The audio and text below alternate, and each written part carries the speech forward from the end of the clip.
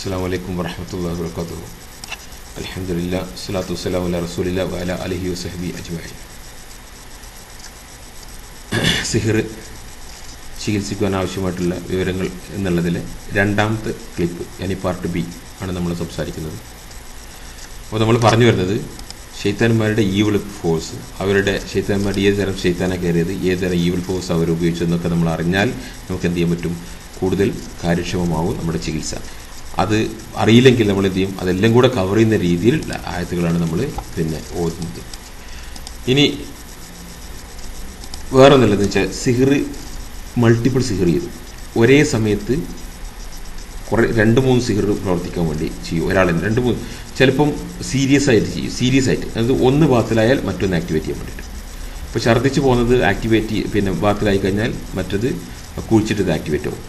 അതുപോലെ കുറേ വ്യക്തികൾക്ക് ഒരുമിച്ച് ചെയ്യാം, അല്ലെങ്കിൽ ഒരു വ്യക്തിക്ക് ചെയ്യാം, ഒരു വ്യക്തി തന്നെ പല ആളുകൾ ചെയ്യാം, ഒരു വ്യക്തിക്ക് തന്നെ ഒരു സാഹിറിനെ പലതും ചെയ്തുകൊണ്ടിരിക്കാം. മാത്രമല്ല ഇതിൽ ഏറ്റവും കൂടുതൽ കോംപ്ലിക്കേഷനിൽ എവിടെയെന്ന് വെച്ച് കഴിഞ്ഞാൽ ഓരോ സാഹിറും അവനവൻ ചെയ്തിട്ടുള്ള സിഹിറുകൾ മുഴുവനും ദിവസവും പുതുക്കുവാൻ അതിനവന് കൂടുതൽ എന്ത് ചെയ്യേണ്ട ആവശ്യമില്ല, കൂടുതൽ ആ വസ്തുക്കൾ കൊണ്ടും കെട്ടിടേണ്ട ആവശ്യമൊന്നുമില്ല. അവനങ്ങനെ അവൻ്റെ ചൈത്താനിക മന്ത്രം ആ നെയ്യത്തിൽ ജിന്ന് ലോകം മുഴുവൻ പ്രത്യേകം ശ്രദ്ധിക്കുക.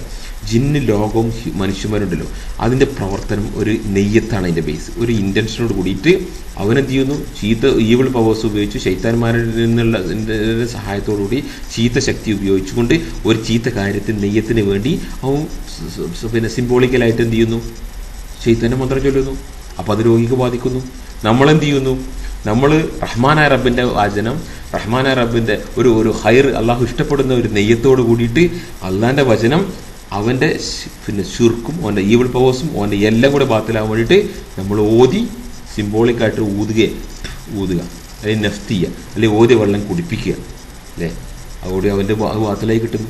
അപ്പോൾ നെയ്യത്താണ് ഇവിടെ പ്രധാനം. അവർ ചെയ്യുന്ന ചീത്ത നെയ്യത്ത് വെക്കുന്നു, നമ്മൾ നല്ല നെയ്യത്ത് വെക്കുന്നു. അപ്പോൾ പറഞ്ഞു എന്ന് വെച്ചാൽ സിഹിർ ദിവസവും പുതുക്കുന്ന ആളുകളുണ്ട് എന്നർത്ഥം. അതുകൊണ്ട് ഇഷ്ടംപോലെ എൻഡ്ലെസ്ലി കമ്പൈൻഡ്, ഇഷ്ടംപോലെ ഇങ്ങനെ കൂട്ടി വിടാം.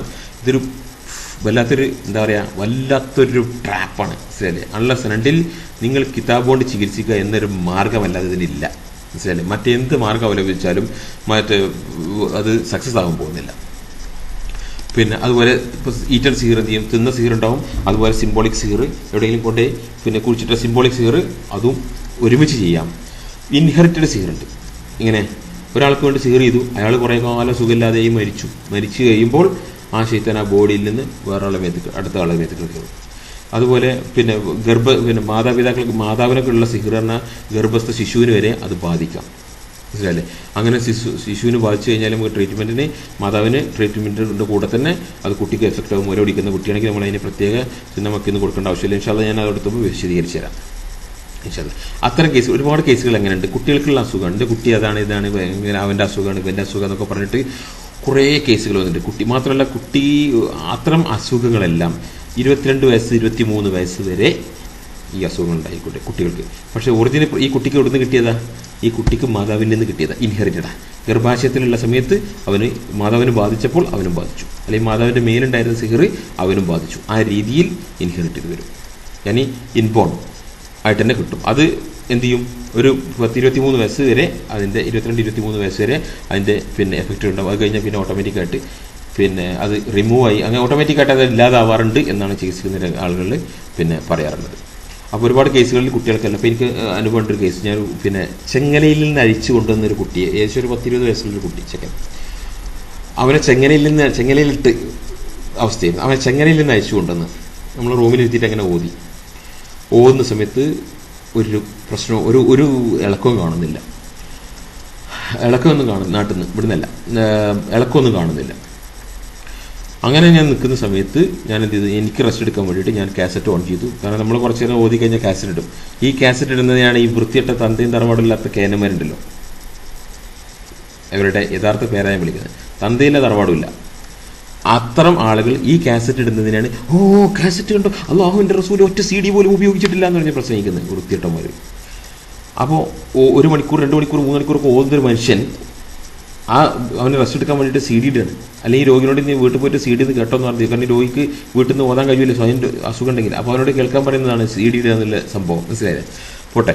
അങ്ങനെ ഇട്ട് കഴിഞ്ഞപ്പം എന്ത് ചെയ്തു, ഈ കുട്ടിയുടെ ഉമ്മ ഇങ്ങനെ എണീറ്റിട്ട് അങ്ങോട്ടും ഇങ്ങോട്ടും നടക്കാൻ തുടങ്ങി. അവർ പിന്നെ പുറത്ത് പോയി ഛർദ്ദിക്കുക. അപ്പോൾ അതിൻ്റെ പിതാവ് വിളിച്ചിട്ട്, എന്താ ഇവിടെ നീ അവിടെ പോയി നിങ്ങളുടെ വാങ്ങും ഇവിടെ വിളിച്ചു വരുത്തിയപ്പോൾ പറഞ്ഞു, എനിക്ക് ഇവിടെ ഇരിക്കാൻ പറ്റുന്നില്ല, എനിക്ക് ഛർദ്ദിക്കാൻ വരുന്നുണ്ട് പറഞ്ഞു.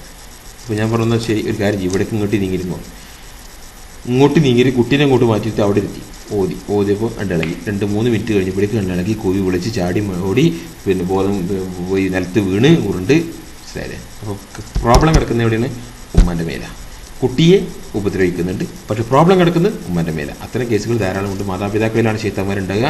പക്ഷേ കുട്ടികളിൽ പിന്നെ കുട്ടികളുടെ ഉപദ്രവവും കുട്ടികളുടെ കുസൃതി വികൃതി എന്നൊക്കെ പറഞ്ഞിട്ട് ഇവർ കംപ്ലയിൻറ്റ് ചെയ്യലും കുട്ടികളുടെ അസുഖം എന്ന് പറഞ്ഞിട്ട്, പക്ഷേ പ്രോബ്ലം കിടക്കുന്നത് മാതാപിതാക്കൾ. അതുകൊണ്ട് നമ്മൾ ഈ ട്രീറ്റ്മെൻറ്റ് ചെയ്യുമ്പോൾ അതെല്ലാം കൂടെ കവർ ചെയ്യുന്ന രീതിയിൽ ആണ് നമ്മൾ ട്രീറ്റ്മെൻറ്റ് പറഞ്ഞു കൊടുക്കാറുള്ളത്. ഇൻഷാ അല്ലാഹ് ഇതല്ല. അപ്പോൾ ജനറേഷൻസ് ആയിട്ട് പകർന്ന് വരും ഇത്തരം കേസുകൾ. ഇപ്പോൾ 2 ദിവസം മുമ്പ് ഒരു സഹോദരൻ വിളിച്ചിട്ട് പറഞ്ഞു, പാമ്പ് സേവ പിന്നെ പാമ്പിനെ ഒരു ഇത് വെച്ചിട്ട് അവിടെ വിളക്ക് കത്തിച്ചിട്ടില്ലെങ്കിൽ അവരെ വീട്ടിൽ അസുഖം ഉണ്ടാകും. മാത്രമല്ല ഒരാൾക്കൊരു വാട്സപ്പിലൊരു ഇത് അയച്ചു തന്നു. അദ്ദേഹത്തിൻ്റെ ബന്ധുവാണ്, അവരെ പിന്നെ ഒരു പെൺകുട്ടിക്കാണുള്ളത്. ആ പെൺകുട്ടി അവിടെ ഒരു കാവുണ്ടായിരുന്നു, പാമ്പുംകാവ്. ഈ പാമ്പുംകാവ് വരെ വീടൊക്കെ വെച്ച് പിന്നെ വീട്ടിൻ്റെ പരിസരമൊക്കെ നന്നാക്കുന്ന സമയത്ത് ഈ കാവിൽ കൊണ്ട് തീയിട്ടത് ഈ കുട്ടിയാണ്. അങ്ങനെ കുട്ടിക്ക് അവസ്മാരായി. പിന്നെ ഇപ്പം കുട്ടിയെ കൊണ്ട് അവിടെ പാമ്പ് സേവ നടത്തിക്കണം എന്ന് പറഞ്ഞിട്ട് ഇടയ്ക്കിടയ്ക്ക് പോയിട്ട് പാമ്പിന് വിളക്കെത്തിക്കലും കാര്യങ്ങളും ചെയ്യുന്നുണ്ട്. ഇനി പെർഫെക്റ്റ് കുഫർ നടണം, നാമധാരികളാണ് നടത്തം. മനസ്സിലായില്ലേ? ഇതൊരു കേസ്. അതുപോലെ വേറെ ആ സഹോദരൻ തന്നെ തോന്നുന്നു വേറെ കേസ് പിന്നെ നമുക്ക് വിട്ട് പറഞ്ഞു തന്നത്, പിന്നെ മരിക്കണില്ല ഒരു കുടുംബത്തിലൊരാൾ മരിക്കാൻ പിന്നെ പ്രയാസം, ഞാൻ ജീവൻ പോണില്ല, മരിക്കണില്ല. അങ്ങനെ അത് ഒഴിഞ്ഞു വാങ്ങണം എന്ന് പറഞ്ഞിട്ട് ആരോ പിന്നെ ഇത് കൊണ്ടുവന്ന് ഒഴിഞ്ഞു വാങ്ങിച്ചു. ഇപ്പോൾ വേറെ ആൾക്കാണ് പിന്നെ അങ്ങനെ അയാൾ മരിക്കുമ്പോൾ വേറെ ആൾ ഒഴിഞ്ഞു വാങ്ങണം. ഇങ്ങനെയാണ്. ഇതെന്താ സംഭവമൊന്നുമില്ല. ഈ രോഗി അത് ശരിക്കും തരില്ല. പിന്നെ രോഗി സുഖമില്ലാതെ കിടക്കുന്ന സമയത്ത് എന്ത് ചെയ്യും, പിന്നെ ശൈത്താൻ നല്ല കളിക്കും. എന്നിട്ട് രോഗി മരിച്ചാലും പ്രത്യേകം ശ്രദ്ധിച്ചോട്ടോ, കാരണം പല ആളുകൾക്ക് സംശയമുള്ളതാണിത്. രോഗി അതിൻ്റെ അജലെത്തുമ്പോൾ റഹ്മാൻ റബ്ബ് മലക്കുൽ മൗത്തിനെ വിട്ടിട്ട് രോഗി മരിക്കും. മരിച്ചു കഴിഞ്ഞാലും ഈ ശൈത്താൻ എന്ത് ചെയ്യും, ദിവസങ്ങളോളം കളിക്കും. രോഗി എന്ത് ചെയ്യും, ഇടയ്ക്ക് ശ്വാസമില്ലാതെ ഇങ്ങനെ കിടക്കുന്നു. ഇടയ്ക്ക് ഒന്ന് കയ്യോ കാലോ നെഞ്ഞൊക്കെ ഒന്ന് ഇളക്കും ആര് ശൈത്താൻ. അപ്പോൾ ഈ രോഗീൻ്റെ ആളുകൾ വിചാരം ഇതാ മരിച്ചിട്ടില്ല കേട്ടോ. ആ കഴിഞ്ഞിട്ട് മണിക്കൂറോളം കഴിഞ്ഞല്ലേ ദിവസങ്ങളോളം കഴിയുമ്പോൾ ഒന്നുകൂടി അനക്കും, ഇതാ മരിച്ചിട്ടില്ല. അത്രയും ദിവസം ബോഡി മ്യൂട്ടിലേറ്റ് ചെയ്യാതെ ചീഞ്ഞു പോകാതെ പ്രൊട്ടക്റ്റ് ചെയ്യുമാർ ശൈത്താന്മാർ. മനസ്സിലല്ലേ? അതാണ് ശൈത്താന്മാരുടെ പണി. മ്യൂട്ടിലേറ്റ് ചെയ്യാതെ പ്രൊട്ടക്റ്റ് ചെയ്യും. അതൊന്നും കുറേ കാലം നിൽക്കില്ല, പക്ഷേ താൽക്കാലികമായിട്ടുള്ള ഒരു ചെയ്യുന്ന പണിയാണ്. അങ്ങനെ ഈ ഇടയ്ക്കിടയ്ക്ക് കയ്യോ കാലം ഇളക്കുമ്പോൾ ആ ഡോഗിൻ്റെ ആളുകൾ വിചാരിക്കും മരിച്ചിട്ടില്ല. അപ്പോൾ പിന്നെ എന്തായി, ഒഴിഞ്ഞു വാങ്ങിയാൽ പിന്നെ ഈ ശൈത്താൻ്റെ ഉപദ്രവിക്കൂല, അവിടെ മരിച്ചു എന്നായി. ഇങ്ങനെയാണ് ഇതിൻ്റെ. ഇത്തരം കേസുകൾ സംഭവിച്ചാൽ ഒഴിഞ്ഞു വാങ്ങാനും പിഴിഞ്ഞു വാങ്ങാനും പോലല്ല. നമ്മുടെ നാട്ടിലുണ്ട് ഒരു ഒഴിഞ്ഞു വാങ്ങുന്ന ടീം. പിന്നെ നമ്മളെ നാട്ടിലെ ഒരു പള്ളി പ്രസിഡന്റ്, മൂപ്പരെ ജ്യേഷ്ഠൻ ആണ് ഒഴിഞ്ഞു വാങ്ങിക്കുന്നത്. വാപ്പാനെ കേനമിൻ്റെ മരാണ്, ഞാൻ പറഞ്ഞുതരാം. കേനമിൻ്റെ മരാണ്. അബ്ദുറഹ്മാൻ സലഫി എന്ന ആ വൃത്തികെട്ടവനെ കൊണ്ട് എൻ്റെ നാട്ടിൽ വന്നിട്ട് എനിക്ക് പരിപാടി, എൻ്റെ നാടൊരു കുഗ്രാമത്തിലാട്ടോ, എൻ്റെ കുഗ്രാമത്തിൽ കൊണ്ടുവന്നിട്ട് എനിക്കെതിരെ പരിപാടി സംഘടിപ്പിച്ച ഒരാളുണ്ട് എൻ്റെ നാട്ടിൽ. അവൻ്റെ വാപ്പ ഇതുപോലെ മരിച്ചിട്ട് ജീവൻ പോകണില്ല എന്ന് പറഞ്ഞിട്ട് പിന്നെ ഒഴിഞ്ഞു വാങ്ങാൻ വേണ്ടിയിട്ട് ഒഴിഞ്ഞു വാങ്ങി കൊണ്ടുപോയ 3 ആൾ, തങ്ങളെ കൊണ്ടുവന്ന് ഒഴിഞ്ഞു വാങ്ങിയ ആൾക്കാർ 3 ആൾ ഇപ്പോൾ ഉണ്ട്, സാക്ഷി പിന്നെ ജീവിച്ചിരിപ്പുണ്ട്. ആ ആളുകളെ പിന്നെ എന്നിട്ട് ഇത് ഈ ചങ്ങാതിൻ്റെ വലിയ ജ്യേഷ്ഠനാണത് ഒഴിഞ്ഞു വാങ്ങിയിരുന്നത്. ഇനി വലിയ ജ്യേഷ്ഠന് കിടക്കുമ്പോൾ കാണാം ഇപ്പം തന്നെ വാങ്ങേണ്ടി വരും, കാരണം അടുത്ത ആൾ പേനാണ്. പിന്നെ ഈ പള്ളി പ്രസിഡന്റ് വാങ്ങേണ്ടി വരും. മനസ്സിലല്ലേ? ഈ എൽമ് പഠിച്ചിട്ട് അതിനനുസരിച്ച് നിന്നിട്ടില്ലെങ്കിൽ ഇതുപോലുള്ള ഹമുക്കൊക്കെ വരാൻ പോണ പോലതാ. ഇവർ നമ്മൾ ആട്ടിത്തിപ്പേരെ ഇവരെ പിന്നാലെ നടന്ന് നമ്മൾ പറയുന്നതിൽ കാരണം അതാ. മനസ്സിലായല്ലേ? പടച്ചോൻ കാക്കട്ടെ. പറഞ്ഞു വരുന്നത്, ഇത്തരൊരു കേസ് ഉണ്ടെങ്കിൽ, നിങ്ങൾ അറിവിലെ പരിചയത്തിലുണ്ടെങ്കിൽ പറഞ്ഞ് മനസ്സിലാക്കി കൊടുക്കുക.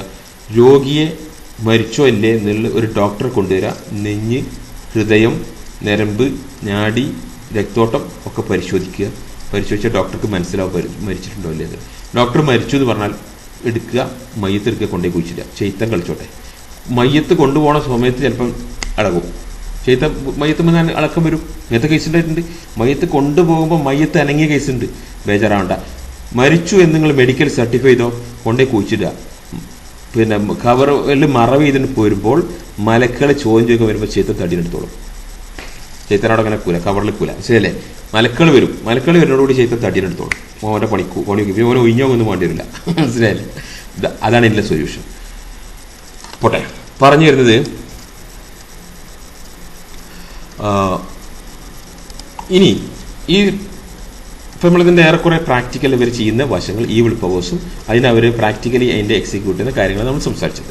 ഇനി ഇൻഷാ അല്ലാഹ് നമുക്ക് എന്താണ് ഇത്തരം സിഹിറുകൾ ഇപ്പോൾ നമ്മൾ പിന്നെ മിനിയാന്ന് നമ്മളെ ക്ലിപ്പിൽ പറഞ്ഞു, സിഹിർ 3-4 തരമുണ്ട്. ഒന്ന് ഈറ്റൽ സിഹിർ, തിന്നത്. മറ്റൊന്ന് പിന്നെ ശരീരത്തിൽ ബോഡിയിൽ സിഹിർ കൊണ്ടുവന്നിട്ടത്, ശരീരത്തിൽ കയ്യുമലോ കാലിനുമലോ എവിടെയും ഇട്ടത്. പിന്നെ മറ്റൊന്ന് സിംബോളിക്കലായിട്ട് വല്ല കോഴിമുട്ടയിലോ മരക്കുട്ടിയിലോ പിന്നെ നിലവിളക്കിലോ പിന്നെ തേങ്ങാക്കോലയിലോ ഒക്കെ ചെയ്തിട്ട് അവിടെ ഇവിടെ കൊണ്ട് കുഴിച്ചിട്ടത്, കെട്ടിത്തൂക്കിയത്, പിന്നെ പൂത്തി വെച്ചതും ഒളിപ്പിച്ച് വെച്ചതും പിന്നെ കുഴിച്ചിട്ടതും നിധിയായി കുഴിച്ചിട്ടതും പല രീതിയിലുള്ളത്. പിന്നെ മറ്റൊന്ന് പിന്നെ ഇതുപോലെ കുഴിച്ചിട്ടതോ അല്ലാത്തതോ ആയിട്ട് വേറൊരാളുടെ ആ ടാർഗറ്റല്ല വേറൊരു വ്യക്തി അതിന് ടച്ച് ചെയ്തത്. മനസ്സിലായില്ലേ? അതിന് കുറഞ്ഞ എഫക്റ്റ് ഉണ്ടാവുള്ളൂ, മറ്റേതിൻ്റെ ടാർഗറ്റഡ് എഫക്റ്റ് ഉണ്ടാവില്ല എന്നർത്ഥം. പക്ഷേ ഇത് ഏതാണ് നമുക്ക് തിരിച്ചറിയാൻ ഏറെക്കുറെ എന്ത് ചെയ്യാം മാർഗമുണ്ട്. തിന്നിട്ടുള്ള സിഹിറാണെങ്കിൽ ഡൈജഷൻ പ്രോബ്ലം ഉണ്ടാവും. അത് അധികവും അൾസറാന്ന് പറയും. ഡോക്ടർ അൾസറുള്ള മരുന്ന് അങ്ങനെ കൊടുക്കും. പിന്നെ മരുന്ന് കമ്പനിക്കാർ ഇറക്കിയെടുത്തോളം മരുന്ന് മുഴുവൻ തീരും. ഒരു കിഡ്നി പോയി, പിന്നെ രണ്ടാമത്തെ കിഡ്നിയായിട്ട് ഇവിടുത്തെ ചികിത്സയ്ക്ക് വന്ന കേസുണ്ട്.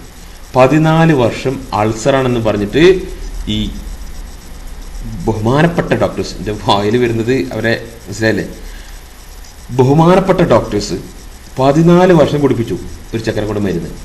ഒരു കിഡ്നി പോയി, രണ്ടാമത്തെ കിഡ്നി ഒരു കിഡ്നി മാത്രം. ആ സമയത്ത് നമ്മൾ സ്പീച്ച് കേട്ടപ്പോൾ അവന് മനസ്സിലായി, നെറ്റിൽ നിന്ന് എൻ്റെ സ്പീച്ച് കേട്ടപ്പോൾ മനസ്സിലായി എൻ്റെ അസുഖം എന്താണെന്നുള്ളത്. അവൻ ചികിത്സയ്ക്ക് വന്നു, ഇളകി മറിഞ്ഞു കൂവി വിളിച്ച് ചാടിയതൊക്കെ സുബ്ഹാനല്ലാഹ്. അപ്പോൾ പ്രശ്നം എന്തായിരുന്നു? പ്രശ്നത്തിൻ്റെ ഗൗരവം കിടക്കണ്ടേ? അവൻ ഒരു വൃത്തികെട്ട ഒരു വേശ്യയെ സമീപിച്ചു. ഈ വേശ്യ അവനെ പിന്നെ വീണ്ടും വീണ്ടും വിളിക്കും. ഇവനെ ആ വേശ്യക്ക് ഇവനെ സ്ഥിരമായി കിട്ടാൻ വേണ്ടിയിട്ട് ഇവനെ സിഹിർ കയറ്റിയതാണ്. മനസ്സിലല്ലേ? ഈ 3 ആയത്തുകൾക്ക് പ്രതികരിക്കുന്നതിൻ്റെ അനുസരിച്ച് നമ്മൾ അവരോട് ചോദ്യം ചോദിച്ചപ്പോൾ അവൻ തുറന്നു പറഞ്ഞു ഇതങ്ങനെ സംഭവിച്ചിട്ടുള്ളത്. അപ്പോൾ ഈറ്റൽ സിഹിർ വയറ്റിലാക്കിയാൽ അങ്ങനെ ഉണ്ടാകാം. അത് ഫുഡ് അലർജീസ് ആയിട്ട് വരും, അല്ലെങ്കിൽ വയറുവേദന വരും, അല്ലെങ്കിൽ സ്ഥിരമായ വയറുവേദന, അൾസർ, ഡയറിയ, ഛർദി, പിന്നെ ശരീരത്തിൽ തന്നെ ഡൈജസ്റ്റീവ് സിസ്റ്റത്തിൻ്റെ ദഹനേന്ദ്രിയത്തിൽ ഏതെങ്കിലും പിന്നെ മുഴ, ഡംബിനസ്, പിന്നെ അല്ലെങ്കിൽ വലിയ വയറ്, പിന്നെ ഈ കുടവയറന്മാരായിട്ടുള്ള ഹെവി വയറുണ്ടാവും. അത്ര ആളുകൾക്ക് പിന്നെ സംശയിക്കാം. പിന്നെ എന്താ പറയുക, അസാധാരണമായിട്ടുള്ള ഫുഡ് ബിഹേവിയർ ഉണ്ടാവും. ഇപ്പോൾ ഒരാളുണ്ട്, അയാൾ ദിവസം പിന്നെ 2 നേരം വേണ്ട, ഒരു ദിവസം 1 നേരം മതി ഫുഡ്. ആ ഫുഡ് എന്ന് പറഞ്ഞാൽ ലാവിഷ് ഫുഡായിരിക്കണം, നല്ല ഫുഡ്. ഒറ്റ കഴിച്ചിട്ട് അയാൾ ഉറങ്ങിയാൽ അടുത്ത നിസ്കാരമൊന്നും ഉണ്ടാവില്ല. നിസ്കാരം പിന്നെ തബ്ലീഗിൻ്റെ കാര്യപ്പെട്ട ആളാണ്. അത് 40 ദിവസം തബ്ലീഗിന് ഒന്നായിട്ടോടെ പോകുന്നതല്ലാതെ പിന്നെ നിസ്കാരം കൂടി ഉണ്ടാവില്ല. കിടന്നുറങ്ങിയ 18 മണിക്കൂർ 20 മണിക്കൂറൊക്കെ ഒന്നായിട്ട് ഉറങ്ങും ഈ ഭക്ഷണം കഴിച്ചിട്ട്. മുമ്പേ പ്രശ്നം അതാ, ഞാൻ ഈ പറഞ്ഞ പോലെ വയറുണ്ടായത്, കൂടെ വയറ്, മനസ്സിലായില്ലേ? അപ്പോൾ ഈ രീതിയിൽ എന്തെങ്കിലും ഒരു ഡൈജസ്റ്റീവ് സിസ്റ്റവുമായിട്ട് ബന്ധപ്പെട്ട് എന്തെങ്കിലും ഡിസോർഡേഴ്സ് ഉണ്ടാവും. പിന്നെ പ്രത്യേകം ശ്രദ്ധിക്കേണ്ടത് വെച്ചാൽ സിംറ്റംസ് ഈ രോഗിക്ക് ഉണ്ടാവുന്ന അടയാളങ്ങളായിരിക്കണമെന്നില്ല സിഹിർ ചെയ്തതിൻ്റെ ലക്ഷ്യം. സിഹിർ ചെയ്തത് ഒരു പക്ഷേ കൊല്ലാൻ വേണ്ടിയിട്ടായിരിക്കും. പക്ഷേ കയറി ചെയ്താൻ എന്ത് ചെയ്യില്ല, കൊല്ലൽ നടക്കണതില്ല. അപ്പോൾ വേറെ എന്തെങ്കിലും കളി കളിക്കും. അല്ലെങ്കിൽ ഓന് അതിലേറെ ഇപ്പം വിചാരിക്കും ഒരുത്തനെ കൊല്ലാൻ വേണ്ടി കയറ്റി വിചാരിച്ചോ, ഒരു സാഹിർ കൊല്ലാൻ വേണ്ടി കയറ്റും. ഇവിടെ വന്നപ്പോൾ ഷെയ്ത്താൻ മനസ്സിലായി ഇവനെ കൊന്നിട്ട് കാര്യമില്ല, അല്ലെങ്കിൽ കൊല്ലാൻ മെനക്കണ്ട, ഇവനും ഇവൻ്റെ വൈഫിന് തമ്മിൽ അടിച്ചാൽ നല്ല കാര്യം ഉണ്ടാവും. അതുകൊണ്ട് അവർ തമ്മിൽ പ്രശ്നം ഉണ്ടാവും. അപ്പോൾ സിഹിർ ചെയ്ത പർപ്പസ് ആയിക്കൊള്ളണമെന്നില്ല എന്ത് ചെയ്യുന്നത്, എക്സിക്യൂഷൻ നടക്കുന്നത്.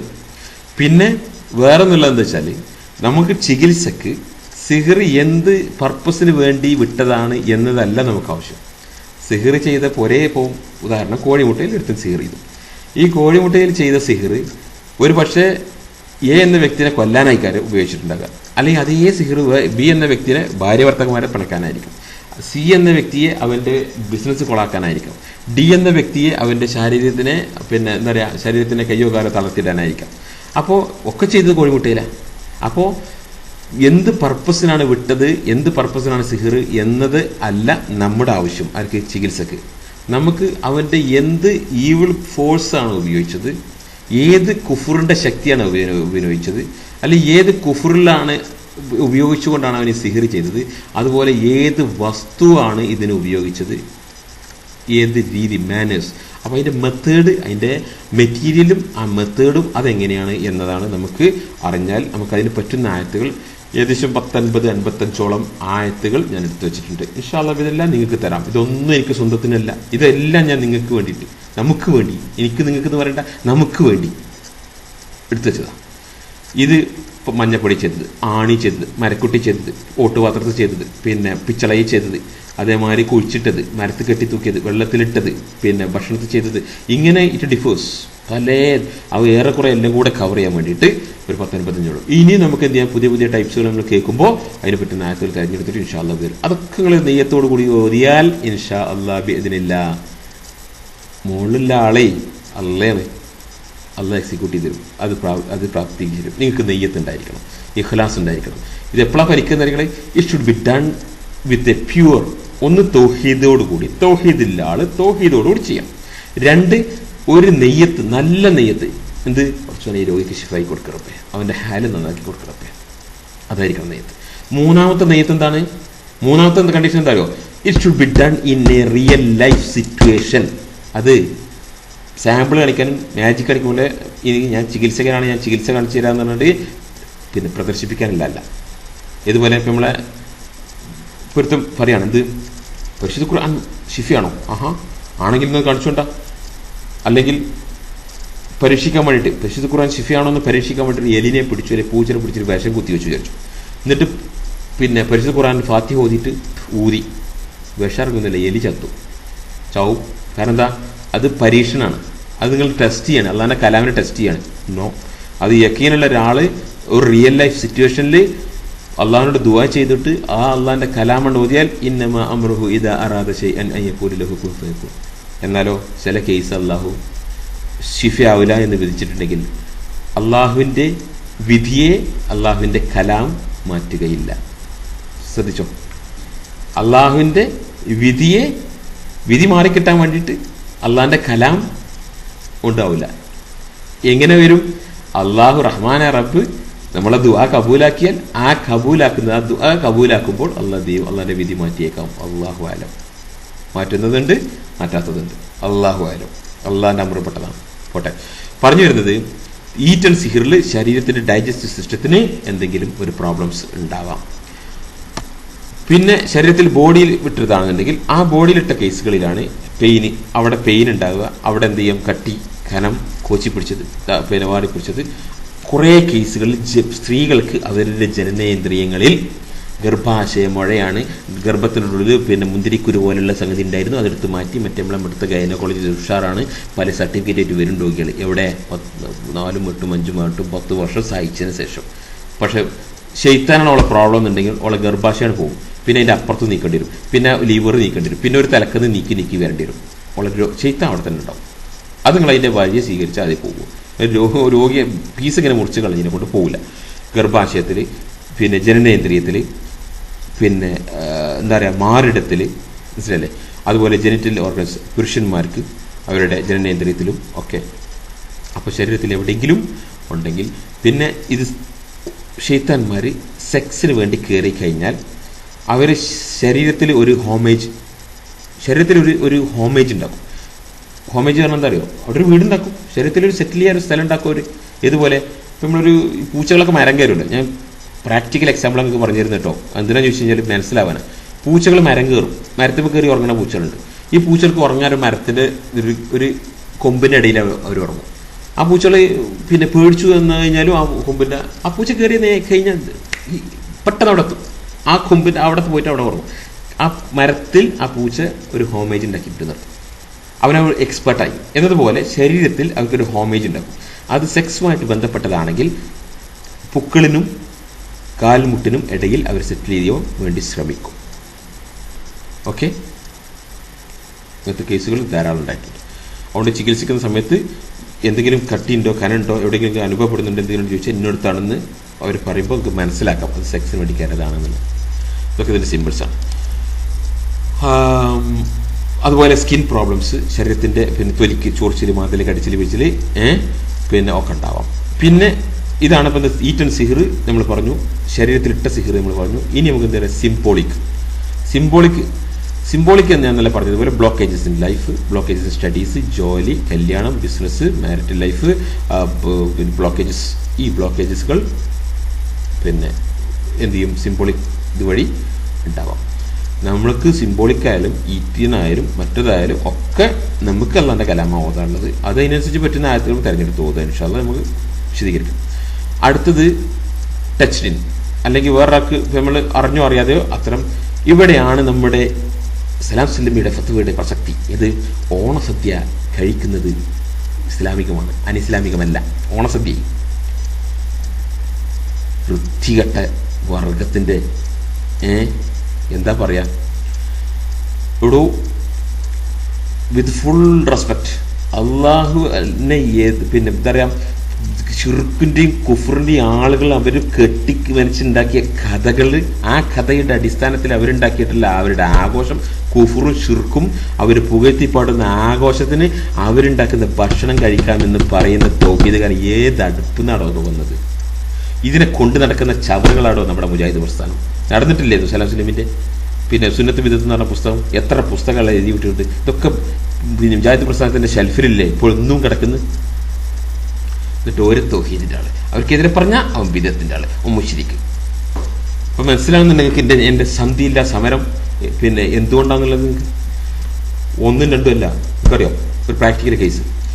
ഒരു കോളേജിൽ പിന്നെ ഒരു ടൗൺഷിപ്പിൽ മദ്രാസ് ബാംഗ്ലൂർ പോലെയുള്ള ഒരു സ്ഥലത്ത് പോയ ഒരു വിദ്യാർത്ഥി അവർ ഹോസ്റ്റലിൽ നിന്ന് പുറത്തിറങ്ങി വൈകിട്ട് നടക്കാൻ ഇറങ്ങിയപ്പോൾ അവനും അവൻ്റെ ഫ്രണ്ട്സും കൂടെ ഇറങ്ങി. അപ്പോൾ അപ്പുറത്തിൻ്റെ പെൺപിള്ളേർ അമ്പലത്തിൽ പോകുന്നു. ഇവരെ ചെക്കന്മാരെന്ത് ചെയ്തു, പെൺപിള്ളേരെ പിന്നാലെ ഇങ്ങനെ കണ്ടും ഇങ്ങനെ പോയി. പെൺപിള്ളേർ അമ്പലത്തിൽ കയറി, ഇവരും അമ്പലത്തിൽ കയറി. പെൺപിള്ളേർ അവർ അമ്പലത്തിൽ പ്രസാദം കൊടുക്കുന്നുണ്ടായിരുന്നു. ഇവർ അമ്പലത്തിൽ കയറി എന്ത് ചെയ്തു, പ്രസാദം വാങ്ങിച്ചു, കഴിച്ചു. എഞ്ചിനീയറിംഗിന് പഠിക്കുന്ന കുട്ടികളാണ്. എന്തായി, ഓതുമ്പോഴാണ് സംഭവം അറിഞ്ഞത്. ഓതുമ്പോൾ എന്തായെന്ന് അറിയോ, ബക്കറ്റ് കണക്കിന് ഇങ്ങനെ ഛർദ്ദിച്ച് പോരുക വയറ്റിൽ. ബക്കറ്റിൽ ആ സമയത്ത് വരും, അത് മനസ്സിലായെങ്കിൽ ഛർദ്ദിച്ച് വരും ആ സിഹിർ. ആ സിഹിർ നിങ്ങൾ ഏത് എൻഡോസ്കോപ്പി, 4 എൻഡോസ്കോപ്പി കഴിഞ്ഞ ആൾക്കാരുടെ വീട്ടിൽ ചികിത്സിക്കും നിങ്ങൾ. 4 എൻഡോസ്കോപ്പി. ശ്രീജിത്തിലെ ഏതോ തിരുവനന്തപുരത്ത് ഏതോ വലിയ ഹോസ്പിറ്റലൊക്കെ അവിടെ പോയിട്ട് വരുന്ന വലിയ വിജയൻ ഡോക്ടറുണ്ട്, ഏഷ്യയിലെ വലിയ ഡോക്ടർ എന്നൊക്കെ പറഞ്ഞ് എന്ത് ഏഷ്യ സിഹിർ ചെയ്ത വസ്തുക്കൾ ആൾക്കാർക്ക് ഡിറ്റക്ട് ചെയ്യാൻ പറ്റില്ല. ഓതുന്ന സമയത്ത് തന്നെ ഛർദ്ദിച്ച് വരും. ഈ കുട്ടി ബക്കറ്റ് കണക്കിനാ ചോളപ്പൊരി കഴിച്ചത്, പിന്നെ ഇതാക്കിയത് അമ്പലത്തിലെ പ്രസാദവും ഒക്കെ കൂടെ പിന്നെ ഛർദ്ദിച്ച്. ആ സമയത്ത് ചെയ്താൽ പറഞ്ഞത് എവിടെ നിന്നാണ് കാര്യം ചോദിച്ചു പറഞ്ഞു, ഞാനേ ഇന്ന അമ്പലത്തിൽ വരെ വന്ന് പ്രസാദം കഴിച്ചില്ലേ, അല്ലെങ്കിൽ പിന്നെ എന്താ പറയുക ഇന്ന അമ്പലത്തിൽ ഇന്ന വർഷം ഇന്ന അമ്പലത്തിൽ നിന്നാണ് കയറിയത്. അപ്പോൾ ഈ കുട്ടിയോട് ചോദിച്ചപ്പോൾ പറഞ്ഞു ഇങ്ങനെ സംഭവം ഉണ്ടായിട്ടുണ്ട്. അതുപോലെ ഛർദ്ദിച്ച് ഇതിൽ ഇറച്ചി കഷ്ണം ഛർദ്ദിച്ച് കഴിഞ്ഞ ഉടനെ അതിലിങ്ങനെ എടുത്ത് നോക്കുമ്പോൾ രോഗിൻ്റെ ആളുകളെ ജീവനുള്ള പുഴു ഇങ്ങനെ അരിച്ചു പോവുക. 14 വർഷം വയറ്റിൽ വയറുവേദനയുള്ള രോഗിക്ക് നമ്മൾ ഓതിയപ്പോൾ ഛർദ്ദിച്ചപ്പോൾ അവൻ്റെ ഇറച്ചി കഷ്ണത്തിൻ്റെ പുഴു അരിച്ചു പോകുന്നു. അതുപോലെ നമ്മളെ സാജു തിരുവങ്ങാടും പിന്നെ തലശ്ശേരിയിലുള്ള ഒരു സഹോദരൻ കൂടെ ഓതിയൊരു കേസിൽ അവർ വിളിച്ച് എന്നോട് പറഞ്ഞ അനുഭവം എൻ്റെ റെക്കോർഡ് ചെയ്തിട്ടുണ്ട്. വല്ലവരും നിശ്ചയിച്ചാൽ ഞാൻ റെക്കോർഡ് ഇപ്പോൾ പബ്ലിക്കിനെ കേൾപ്പിക്കും. ആളെ പേരൊന്നും അറിയാതെ തന്നെ പബ്ലിക്കിനെ കേൾപ്പിക്കാൻ പറ്റും. ഛർദ്ദിക്കുന്ന സമയത്ത് നമ്മൾ സാജു തിരുവങ്ങാടി ആണ് വിളിച്ച് പറഞ്ഞതെന്ന് എനിക്ക് തോന്നുന്നത്. ഏതോട്ടെ സാജിദ് ഇപ്പോൾ അപ്പുറത്താ വിസിറ്റത്തില്ല, ജിന്നെ കയറാം ഇറങ്ങാം, പക്ഷെ ചികിത്സിക്കാൻ നമുക്ക് എവിടെയും പറ്റില്ല. സെക്രട്ടറി വായിൽ നിന്ന് ചികിത്സിക്കാൻ പാടുള്ളൂ, നിലത്തായാൽ ചികിത്സാ സെൻറ്റർ പാടില്ല.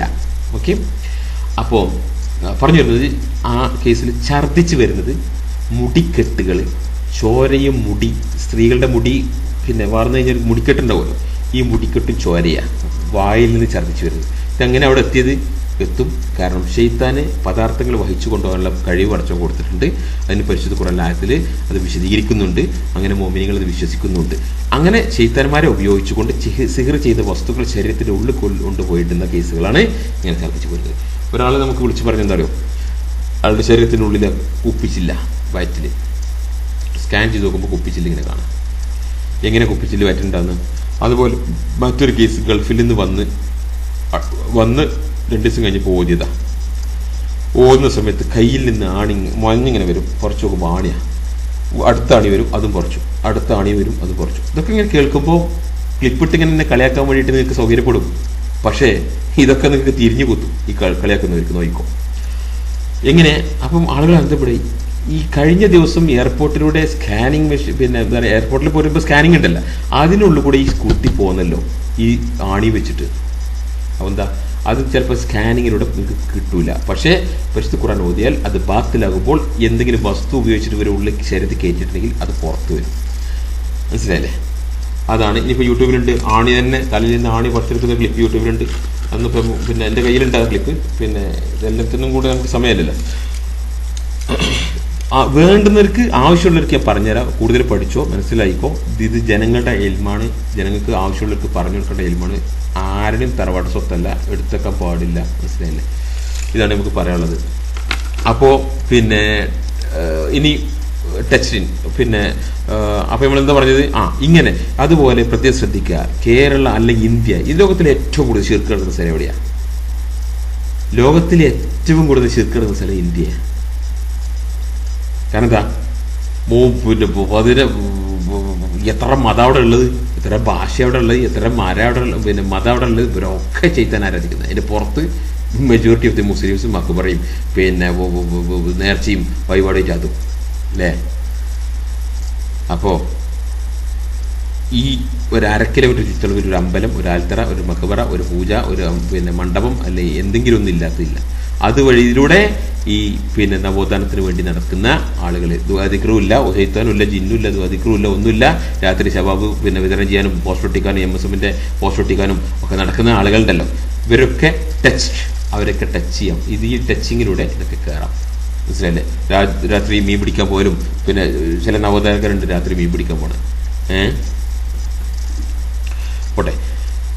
അപ്പോൾ സഹോദരങ്ങൾ ഞാൻ പറഞ്ഞത് സിഹിറിൻ്റെ പ്രാക്ടിക്കൽ ഇൻഫർമേഷൻസ് ആണ് നമ്മൾ ഇതുവരെ കണ്ടത്. ഇനി നമുക്ക് ഇതുപോലെ പ്രാക്ടിക്കലായിട്ട് ചില ഇൻഫർമേഷൻസ് കണ്ണേറിനെ കുറിച്ച് നമുക്ക് പിന്നെ സംസാരിക്കണം. അതുപോലെ പിശാച്ച് ബാധ, അത് സെക്സ്, ലവ് ആൻഡ് സെക്സിൻ്റെ കുറിച്ച് ആകുമ്പോൾ എങ്ങനെയാണ്, അതുപോലെ ആൻസെസ്റ്റേഴ്സ് കേഴ്സ്, പിന്നെ ആൻസെസ്റ്റേഴ്സ് കേഴ്സ് പൂർവികരുടെ ശാപം എന്നവർ പറയാം.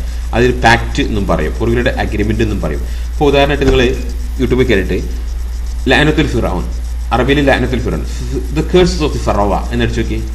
ഫിറഔൻ്റെ പിന്നെ എന്താ പറയുക, ഫറോവ രാജാക്കന്മാരുടെ പിരമിഡിൻ്റെ അടിയിലുള്ള സൂക്ഷിച്ചു വെച്ച പിന്നെ ഇതുണ്ടല്ലോ ബോഡി, മമ്മി, അത് പിന്നെ ഇൻവെസ്റ്റിഗേറ്റ് ചെയ്യാൻ വേണ്ടി പോയ ആൾക്കാരുടെ ദുരിതങ്ങളും, അതുകൊണ്ട് ആ പിരമിഡും അതിൻ്റെ ഉള്ളിലുള്ളതുമായിട്ട് ബന്ധപ്പെട്ടിട്ടുള്ള മിസ്റ്റീരിയസ് കഥകൾ, അത് ഒരു യഥാർത്ഥ മുസ്ലിമിന്, ജിന്ന സിഹർ വിഷയങ്ങളൊക്കെ പഠിച്ചൊരു മുസ്ലിമിന് ശരിക്കും മനസ്സിലാവുന്നത് ശൈത്താന്മാരെ ഉപയോഗിച്ചിട്ട് അവർ ബോഡി പ്രൊട്ടക്ട് ചെയ്യാൻ വേണ്ടി എടുത്ത് വെച്ചതാണ്.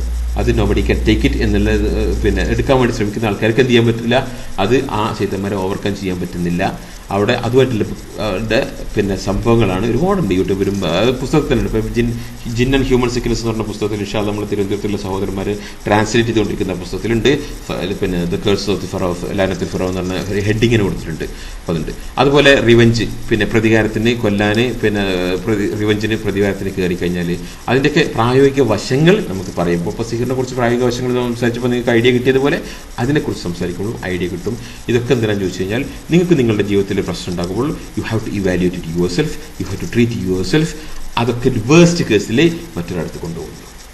സ്വയം ചികിത്സിക്കുക, അതിന് സ്വയം മനസ്സിലാക്കുക, സ്വയം പ്രൊട്ടക്ഷന്, മനസ്സിലല്ലേ? അതുപോലെ ചൈത്തന്മാർ വീട്ടിലുണ്ടായാലും അവരെന്തെല്ലാം പറയും, ഇതൊക്കെ നമുക്ക് ഇപ്പോൾ സിഹിർ വിശദീകരിച്ചത് പോലെ തന്നെ എല്ലാം പിന്നെ നമുക്ക് എന്ത് ചെയ്യാം. പിന്നെ ഇതൊക്കെ മനസ്സിലാക്കുമ്പോൾ ഇതിനുള്ള ചികിത്സകൾ നമുക്ക് എളുപ്പമാവും. അതിന് വേണ്ടിയിട്ടാണ് നമ്മൾ സംസാരിക്കുന്നത്. ഇൻഷാ അല്ലാഹ് ഇതിനല്ല നമുക്ക് പിന്നെ അടുത്ത പിന്നെ ക്ലിപ്പിലാക്കാം ഇൻഷാ അല്ലാഹ്. അസ്സലാമു അലൈക്കും.